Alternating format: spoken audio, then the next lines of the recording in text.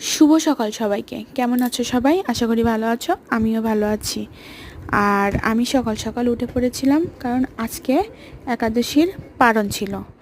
আর পারণের দিন একটু সকাল সকালই ঘুম থেকে উঠতে হয়, ওই 8টা 9টার আগে উঠলেই ভালো হয়।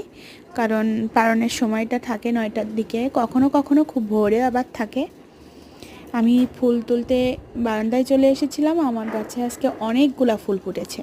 আমার ফুলগুলো দেখে মনটা ভরে গেল। আর শুধু ফুল গাছ ছাড়াও আরও অনেক প্রকার গাছ আমি এখানে লাগিয়েছি। আমার গাছ খুবই ভালো লাগে, এজন্য আমি গাছ লাগাতে সবথেকে বেশি ভালোবাসি। এজন্য আমি গাছ লাগাই।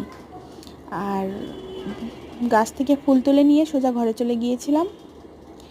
ঘরে যেয়ে ফুল নিবেদন করে ঠাকুরকে পূজা টুজা দিয়ে শেষ করে একেবারে সকাল সকাল রান্নাঘরেও চলে গিয়েছিলাম।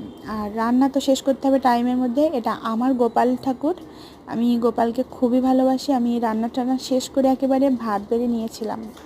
ভাত বেড়ে নিয়ে মানে ঘরে চলে গিয়েছিলাম। ঘরে গিয়ে কম্পিউটারটা অন করেছি। অন করার পর একটু কৃষ্ণ নাম দিয়ে, যেহেতু ঠাকুরের পারণার দিন, এই জন্য একটু কৃষ্ণ নাম দিয়েই শুরু করলাম। খাওয়া শেষ করব এবার। খাওয়া শেষ হয়ে গেলে আমি দুপুরে রান্নাবান্না করতে চলে যাব।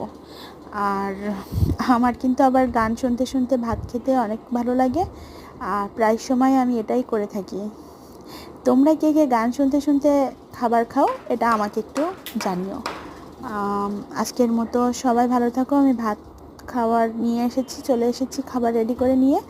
আমার খাবারের আজকে সকালের মেনুতে ছিল কুমড়ো ভর্তা আর শাকভাজি। টাটা।